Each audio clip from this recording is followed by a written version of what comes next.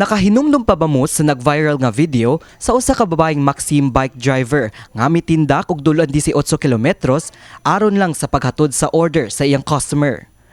Gamit ang iyang bisikleta, gibiyahe sa 40 anyos nga si Annabel Liken ang Cebu City gikan sa dakbayan sa Lapu-Lapu niadtong buwan sa Pebrero.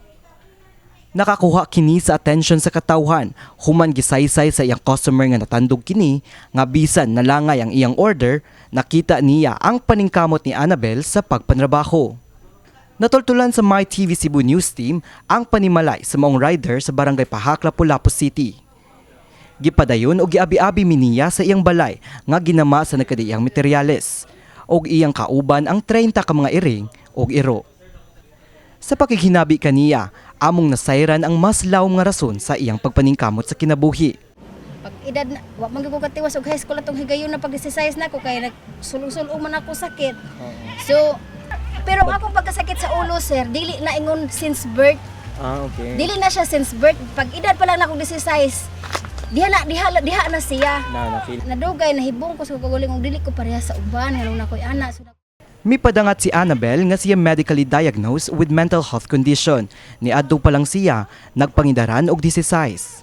Natawo sa isla sa Leyte si Annabel og mibiyahe pa Sugbo aron manginabuhi. Di nangayo sab siya og tabang sa usa ka publikong hospital nga mi-refer kaniya sa usa ka psychiatric ward.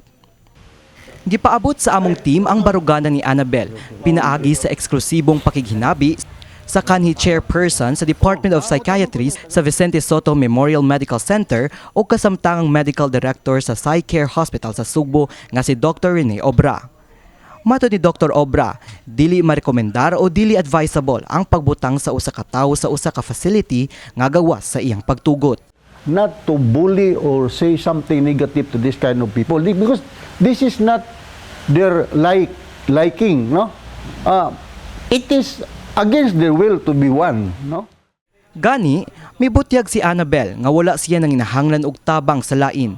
Ilabi na nga mahimo pa niyang mabuhi nga siya ra. Ay, ate ka na, aso mong kaliwat ka rin. Muna, last question na. atuwas dito, sir, kahibaw man sila nga na ako diri. Na may contact, Naa. may communication. Kasi nga yung, paan? Pamilya. Inyo ko ipanawagan sa kong pamilya. Okay ra, kahibaw ra na sila nga asa ko niya ipakuha ko ninyo. Una kasuway naman ko na gibuhat gyapon na sa Chinese ako sa una sa akong gitrabahoan sa una. Wa ko kahibaw sa bahagya pa reflect ana pero ako na ikat kay murag di sa mayo ba. Sag asa sir, makita na nimo kung maningkamot ka. Ako may ko maningkamot sir pero dili lang ko ganahan makisama sa kadaghanan. Kay maglabad man jud ako ulo murag utok man na ako no murag 1 gig ra guro ni akong utok. Mo bitaw sir murag 1 gig ra guro ni akong utok pero ang iyang suod nga silingan nga si Jane Abelia, may padangat kung unsa katimos nga higala si Annabel. Kaluoy sa Ginoo, wala man sad may kasaway niya kay dili man sad na siya palaaway. Nanar ka na iyang kinaiya kung unsa inyong interview sa iya ganina. Inanar gid na siya kung may istorya paspas ura guralay period dapit. Pero sa ing palaaway wala. Gani bisag inanar na siya manghatag pa na siya namo og unsay makaon dia magluto na siya para atong nay okasyon ng atong Mother's Day, Mother's Day, atong Valentine's Day, nagbiko-biko siya. Namahin pa siya namo dre o inana siya. Matod ni Jean, bisan hatagan og libreng tubig, mo insister gyud si Annabel nga mobayad. Tungod alang niya, aduna siya igong budget sa iyang mga panginahanglanon. Karon, dunay mga buot nga ibalhin siya sa usa ka care facility.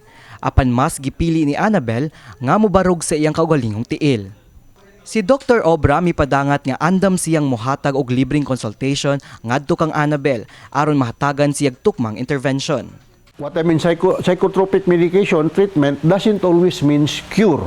Akong balikon, ang pagtambal ani mga masakito na dili pasabot nga ayuhon, kundili ang tambal maka-improve sa functionality of these people that they will not be much of a burden to other members of the family or to the community, that they can be as much as possible productive. Awhag sa doktor sa katawhan nga modangop sa publikong hospital alang sa libreng intervention kung adunay nasinati nga adunay kalambigitan sa mental health. Ang hagit nga nasinati ni Annabel, alang niya, dili babak sa padayong pagpaningkamot sa pagtindak. Apan alang sa uban nga nanginahanglan og tabang, dunay mga pasilidad sama sa Safe Haven Village nga anda mo alagad alang sa mga person with mental health condition.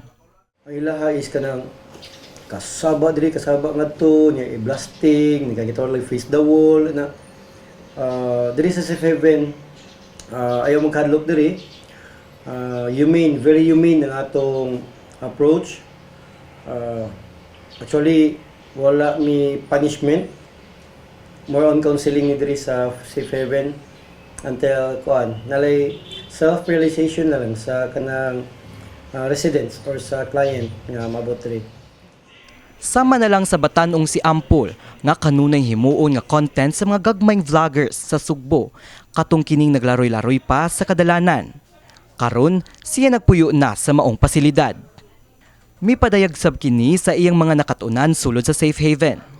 Suwat, kaon, Kaon og suwat. O sa suwat ninyo? basa, Basa. Oo ka basa. O sa imong ganahan mga subject? B, A, D, C, M, B, C, Hi, B, T, B, T, M, B, B, A, D, B, C, C, anak. Nailhan si Ampul tungod sa iyang kamaayo mo sayaw. Nakatunan lamang ni Ampul ang mga dance moves sa TikTok. Ang managlahing istorya ni Annabel ug ni Ampul kapanalaminan sa katawhan nga angay magpabiling sensitibo sa katilingban. Kini si Mark Ermas, alang sa My TV, Cebu.